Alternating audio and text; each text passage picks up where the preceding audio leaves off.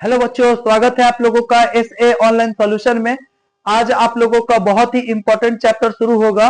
Bio का chapter number 2 है, जिसे हम हिंदी में उत्तक कहते हैं, इंग्लिश में टिश्यू कहते हैं।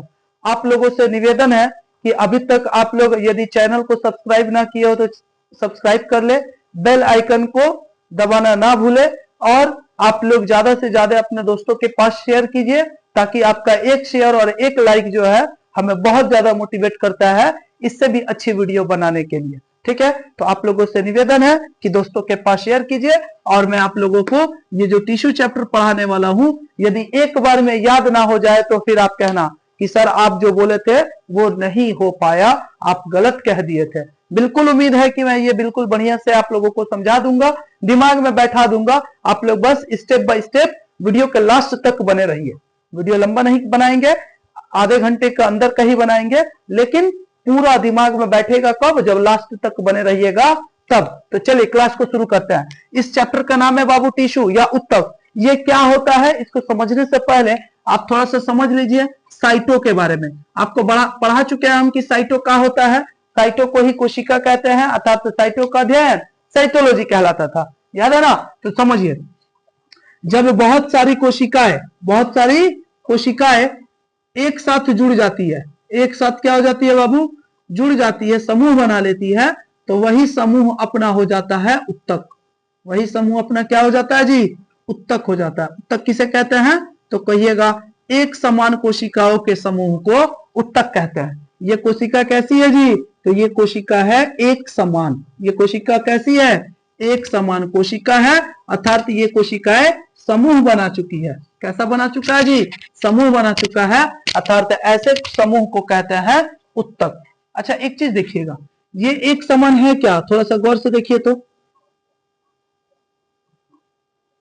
ये एक समान कोशिका है? नहीं। ये किस प्रकार की कोशिका है? तो ये है असमान कोशिका। ये कैसा कोशिका है? असमान कोशिका, अर्थात ऐसा नहीं होना चाहिए। ये उत्तक तो बना, लेकिन कहां पाया जाएगा? आप बताओ ना। अगर ऐसा अरेंजमेंट होता हमारे शरीर के अंदर तो ये कैसा होता जी? कान हमारा ऐसा नहीं बनता। कान की कोशिकाएं अलग होगी तब ना ऐसा बनाया है। इसमें लंबा लंबा आ जाता तो कान हो जाता इतना बड़ा बड़ा, हाथी की तरह एकदम हो जाता। समझ में आ रहा है ना जी? तो एक समान कोशिकाओं के समूह को उत्तक कहते हैं। उत्तक का डिफिनेशन क्या हुआ? तो कहिएगा एक समान कोशिका के समूह को, किसके समूह को लल्ला? कोशिका के समूह को उत्तक कहते हैं। एक समान कोशिका के समूह को उत्तक कहते हैं। सबको समझ में आ गया? उत्तक किसे कहते हैं बाबू? एक समान कोशिका होगा उसी के ग्रुप को हम उत्तक कहेंगे। अर्थात उत्तक का निर्माण किससे होता है जी? तो कहिएगा कोशिकाओं के समूह से उत्तक का निर्माण होता है। कोशिका के समूह मतलब जब बहुत सारी कोशिकाएं आपस में मिलती है तब बनता है अपना उत्तक या टिश्यू, और इसे टिश्यू को पढ़ना है हमें पूरा विस्तार रूप से। ठीक है, तो चलिए हम लोग समझते हैं। उत्तक का अध्ययन करना लल्ला, हम लोग पढ़े हैं क्या चीज कि कोशिका का अध्ययन साइटोलॉजी, तो उत्तक का अध्ययन कहलाता है, क्या कहलाता है? उत्तक का अध्ययन होता है हिस्टोलॉजी। क्या होता है जी? हिस्टोलॉजी। उत्तक का अध्ययन करना हिस्टोलॉजी कहलाता है। हिस्टोलॉजी कहलाता है उत्तक का अध्ययन। अर्थात देखिए, ये हिस्टोलॉजी हो जाएगा दो तरह का। ये हिस्टोलॉजी कितना तरह का हो जाएगा? दो। एक होगा जिसे कहेंगे प्लांट हिस्टोलॉजी, एक होगा जिसे कहेंगे प्लांट हिस्टोलॉजी, और दूसरा होगा जिसे कहेंगे एनिमल हिस्टोलॉजी। ये हो गया अपना एक नंबर, ये हो गया अपना दूसरा नंबर, एनिमल हिस्टोलॉजी। अब कहेगा कोई कि सर प्लांट हिस्टोलॉजी और एनिमल हिस्टोलॉजी में क्या अंतर है? ये तो बिल्कुल आसान है, नर्सरी का बच्चा सब बता सकता है। पादपों के अंदर पाए जाने वाली कोशिकाओं के समूह को या उत्तक का अध्ययन करना क्या कहलाएगा? हिस्टोलॉजी। जंतुओं के शरीर में जो भी उत्तक है इसका अध्ययन करना एनिमल हिस्टोलॉजी। समझ रहा? तो अभी हम लोग पढ़ेंगे प्लांट हिस्टोलॉजी के बारे में, यानी कि पादप के बारे में। तो समझिए कि टिश्यू और सेल कैसे कैसे मिलकर कैसे कैसे अंगों का निर्माण करती है। देखिए, जब कोशिका मिलेगा आपस में, कौन मिलेगा जी? कोशिका मिलेगा एक साथ, तब बनेगा उत्तक। और जब उत्तक एक साथ मिल जाता है तब अपना बनता है क्या चीज? तब बनता है अपना अंग। अर्थात अंग अंग मिलता है एक साथ तो बनता है अंग तंत्र, अर्थात अंग तंत्र जब आपस में मिलता है तब जाकर एक शरीर का क्या बनता है जी, आकार बनता है, अर्थात हम कह सकते हैं कि शरीर बनता है। जैसे हमारे हमारे घर में क्या होता है, एक ईंट सबसे बड़ी छोटी चीज है, सबसे छोटी ईंट ईंट के मिलने से दीवार बन जाता है, अर्थात जब दीवार दीवार को जोड़िएगा तो कमरा बन जाएगा, और कमरा कमरा को जोड़ दीजिएगा तो एक घर बन जाएगा। एक क्या बन जाएगा, घर बन जाएगा। ये बातें समझ में आ रही है? अरे आप घर बनाने में सबसे छोटा चीज ईंट का इस्तेमाल करते हैं, ईंट ईंट को जोड़िएगा दीवार बन जाएगा, 4 गो दीवार बना दीजिएगा एगो कमरा हो गया, कमरा कमरा 2-3 गो जोड़ दीजिएगा तो क्या हो जाएगा, एगो घर बन जाएगा। उसी तरह कोशिका सबसे छोटी है, कोशिका कोशिका मिलेगा तो उत्तक बनेगा, उत्तक उत्तक मिलेगा तो अंग बनेगा, अंग अंग मिलेंगे तो अंग तंत्र बनेगा, और अंग तंत्र मिल जाएगा तो एक शरीर बन जाएगा। ठीक है, तो ये एक सीक्वेंस याद रखिएगा कि शरीर के अंदर कोशिका और उत्तक कैसे कैसे सीक्वेंस में जुड़ा हुआ है। ठीक है, चलिए आगे देखिए। आज हम लोग पढ़ने वाले हैं प्लांट हिस्टोलॉजी के बारे में। तो सबसे पहले हम हेडिंग करते हैं प्लांट के बारे में। प्लांट्स क्या होता है, यानी कि पादप का, उत्तक का, पादप उत्तक। पादप के बारे में पढ़ेंगे, बिल्कुल गौर से ध्यान दीजिएगा। पादप क्या होता है, देखिए पादप और जंतु में अंतर होता है जी, आप लोग को अंतर पता होगा क्या? देखिए हम है जंतु, हम घूम फिर सकते हैं, घूम फिर मतलब समझते हैं जी, हम जगह परिवर्तन कर सकते हैं, लेकिन प्लांट जगह बदलता नहीं है। हम सजीव है, हम छोटे से पैदा हुए तो छोटा थे, आप लोग छोटे थे, नन्ना मुन्ना थे, लेकिन बड़े हो गए हैं, इसका मतलब आप वृद्धि किए। कहिएगा सर प्लांट भी तो वृद्धि करता है। जी हाँ, प्लांट भी एक सजीव है, वो भी वृद्धि करता है, लेकिन उसमें और हम में डिफरेंस क्या है, हम चल फिर सकते हैं यानी कि प्रचलन कर सकते हैं, लेकिन पेड़ पौधे गति करते हैं, प्रचलन नहीं करते हैं। अर्थात हम लोग पढ़ेंगे पादप उत्तक के बारे में। ये पादप उत्तक मुख्य रूप से 2 तरह की होती है। कितनी तरह की होती है लल्ला? 2। एक होता है जिसे कहते हैं अपना, क्या कहते हैं, इसे कहते हैं विभोजीयोत्तक। सबसे पहले एक समझिए विभोजीयोत्तक क्या है। विभोजीयोत्तक मेरिस्टेमेटिक टिश्यू कहते हैं। एक होता है जिसे कहते हैं स्थायी उत्तक, अर्थात इसे हम अस्थायी उत्तक भी कह सकते हैं, उल्टा हो गया। गौर से समझिएगा, पादपों की कोशिका, कुछ कुछ कोशिका ऐसी होती है जो बहुत ज्यादा विभाजित होती है। विभाजन करने का मतलब अपने से बड़ा, यानी कि अपने को विभाजित करके संख्या में वृद्धि करके 1 से 2, 2 से 4, 4 से 8, 8 से 10, इस तरह विभाजित होती हुई चली जाती है और शरीर का निर्माण कर देती है। आज सोचिए कि कोई भी प्लांट छोटा से बड़ा कैसे हुआ होगा जी, उसकी कोशिकाएं विभाजित हुई होगी, बड़ा सा वो पौधा बना, पौधा से पेड़ बना, एक विशाल वृक्ष का रूप धारण किया। समझ रहे हैं ना जी? तो विभाजन वो कैसे हुआ, उसमें 2 तरह की कोशिका है, एक है जिसे कहते हैं विभोजीयोत्तक और दूसरा है जिसे कहते हैं अस्थायी उत्तक। तो विभोजीयोत्तक क्या होता है, देखिए इसका नाम ही है, क्या है, इसको अगर हम तोड़ के पढ़े तो ये क्या होता है, विभाजन प्लस उत्तक। अर्थात वैसी कोशिकाएं जो विभाजन करने की गुण रखती हो या क्षमता रखती हो, जो बहुत तेज विभाजित हो, उसे हम कहेंगे विभोजीयोत्तक। उसे क्या कहेंगे लल्ला?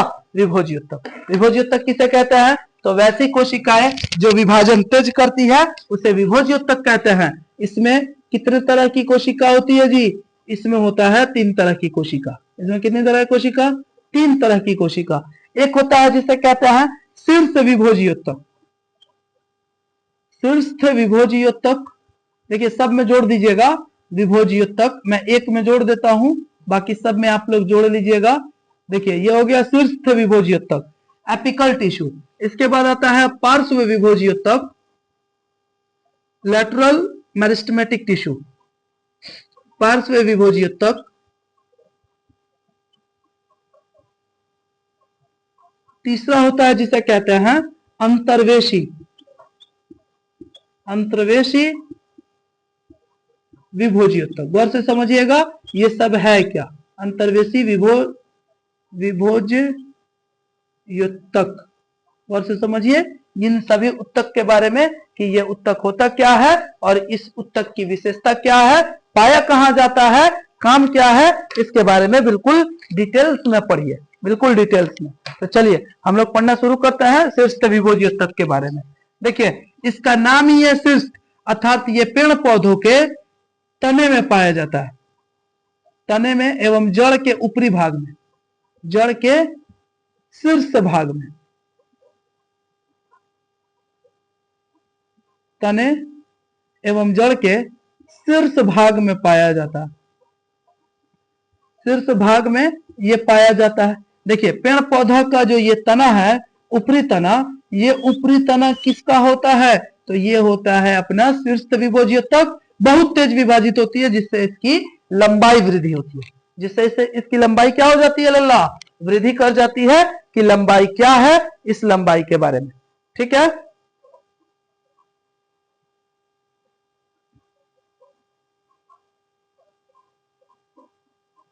अब आप लोग को दिख रहा है जी, थोड़ा सा मिस्टेक हो गया था, आप लोग समझिए, यहाँ पर थोड़ा सा बोर्ड नहीं कवर हो पा रहा था, इसको मैं ठीक कर दिया हूं, आप लोग समझिए। विभोज्य उत्तक को विभाजनशील उत्तक कहते हैं।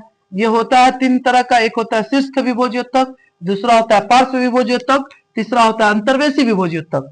शीर्ष विभोज्य उत्तक किसे कहते हैं? तो ये तने में जड़ों के शीर्ष भाग में पाया जाता है, अर्थात ये बहुत ज्यादा वृद्धि करता है और पौधे की लंबाई में वृद्धि कराता है। पौधे की लंबाई में क्या करता है जी? पौधे की लंबाई वृद्धि करती है। पौधे की लंबाई, पौधों की लंबाई बढ़ेगा तो किसके चलते बढ़ेगा? पौधों की लंबाई में वृद्धि कराता है, में वृद्धि कराता है। अर्थात पौधों की लंबाई में वृद्धि का मतलब हुआ पेड़ पौधे लंबा होने लगते हैं। किसके कारण? तो इसी शीर्ष विभोज्य तत्व के कारण। ये बातें आपको समझ में आ गई? डन है बिल्कुल। आगे चला जाए। पार्श्व विभोज्य तत्व किसे कहते हैं? वैसा विभोज्य तत्व जो पौधों के तने में पाए जाते हो। किसमें पाए जाते हो लल्ला? तने में पाए जाते हो। अर्थात तने में पाए जाने का मतलब हुआ कि ये लंबाई में वृद्धि नहीं, तने की मोटाई में, तने की मोटाई में वृद्धि कराता है। देखिएगा पेड़ पौधा मोटा होने लगता है, रीजन क्या है? मोटा होने में कौन उत्तक मदद करेगा? तो पार्श्व विभोज्य तत्व। लंबाई में वृद्धि कौन कराएगा? शीर्ष विभोज्य तत्व। अंतर्वेशी विभोज्य तत्व क्या करता है जी? तो अंतर्वेशी विभोज्य तत्व ये पाया जाता है शाखाओं के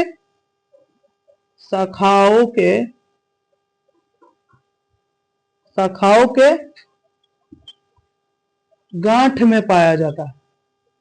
गांठ समझते हैं जी? देखिएगा जब एक स्टिम से दूसरा तना निकलता है ना, उसके बीच की जो गठरी होती है ना, उसको इंटरनॉट्स बोलते हैं। अर्थात ये अंतर्वेशी विभोज्य तत्व होता है, गांठ में पाया जाता है। और इसका काम क्या होता है? तो ये ज्यादातर पाया जाता है घासों में। घासों में ये देखिएगा, घास क्या होता है जी? घास को देखिएगा एक छोट गठरी होता है कि नहीं? इसका मतलब क्या है? उस गांठ के ऊपर तक अगर काट दीजिए ना, एको को गांठ बचा हुआ रहेगा तो वो विभाजन करके फिर पौधा बना सकता है। समझा? बांस देखे, बांस क्या होता है? हर एक ब्लॉक्स बना होता है, गठरी बना होता है, गांठ बना होता है। उस गांठ का मतलब क्या हुआ? बांस को उतना ऊपर से काट दीजिए गांठ के ऊपर तक के, छोड़ दीजिए, वो सूखेगा नहीं पूरा। रीजन क्या है?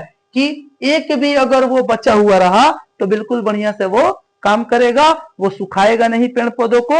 ये खतरा बढ़ा, यानी कि ये छोटे छोटे घासों में था, इसके ऊपर खतरा था, इसीलिए ऊपर वाले होशियार थे और लगा दिए कौन चीज? अंतर्वेशी विभोज्य तत्व। कि भाई कोई आए, यानी कि बकरी वगैरह चर के चल जाए ना, तब वो एक को घास के गांठ रहेगा तो वो फिर से हो जाएगा। जैसे समझिए यह है एक घास, इस घास में कई तरह की गांठ हो गई, मानिए बकरी आया इतना चर के चल गया, ये बचा हुआ है ना, यहाँ से फिर ये विभाजन कर लेगा, यहाँ से ये फिर क्या कर लेगा लल्ला?